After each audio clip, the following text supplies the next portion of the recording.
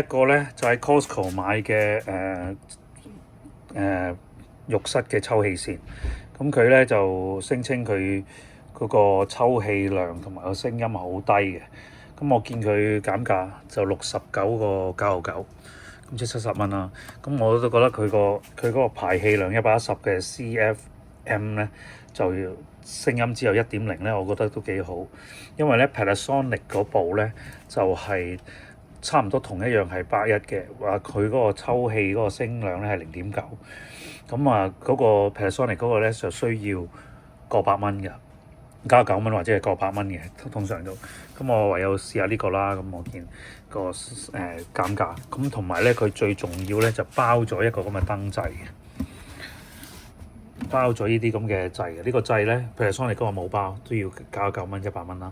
咁呢個咧掣咧其實係一啲sensor 嚟嘅，或者係啲時間掣啦，幾多分鐘可以 set 嘅佢。應該睇下先啊，俾個英文嚟睇下，呢個法文唔識睇。OK，automatic humidity control included，即係話咧0至60分鐘 timer，咁撳一撳就得啦，或者係 sense 到有濕度就可能會着啦，我都唔知啊。咁就喺呢度，咁開咗箱之後咧，咁就呢個係個蓋啦，咁有個圖俾你啦，咁installation guide 啦，同埋嗰個燈掣 which is 係呢個燈掣。咁呢一個咧就係拆出嚟嘅機啦。咁我咧就駁咗線，咁睇下佢嘅聲音如何。咁我而家開一開先。咁其實咧佢有3個噶嘛，其實呢度有50、80、100咁樣嘅抽氣量噶嘛。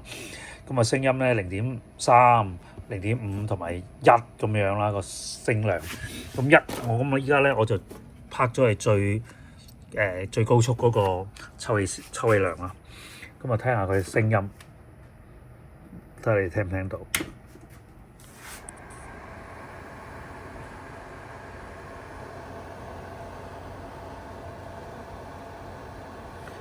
咁其實我覺得好靜下，因為咧其實現在咧佢冇遮冇擋啦，咁都係咁上下嘅話咧，咁可能冚咗蓋或者係鑲咗喺天花度嘅時候咧，我相信個聲音會再細啲嘅。咁我覺得非常可以接受，因為其實我樓上咧用緊 Panasonic 嘅，咁都有少少聲，但係咁多啦，咁個聲量可能係同呢個差唔多，所以咧我覺得呢間嗰個聲量1.0咧。